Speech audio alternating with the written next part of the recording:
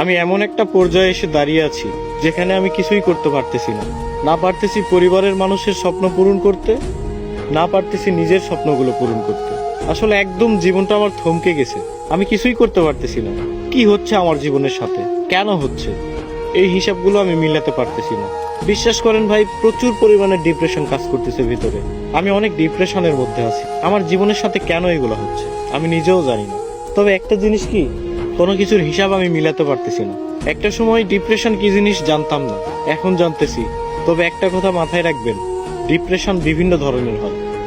শুধুমাত্র প্রেম বিচ্ছেদের কারণেই যে মানুষ ডিপ্রেশনে ভোগে, বিষয়টা এমন না। সবচেয়ে ভয়ানক ডিপ্রেশন হচ্ছে ফ্যামিলি প্রবলেম। হ্যাঁ, এগুলো আপনারা বুঝবেন না।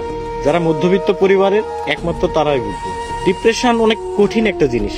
এখান থেকে সহজে কেউ বের হতে পারে না, কেউ ডিপ্রেশন কাটিয়ে উঠতে পারে না। তবে আলহামদুলিল্লাহ, ধৈর্য ধরে আছি, ভালো কোনো একদিন আসবে।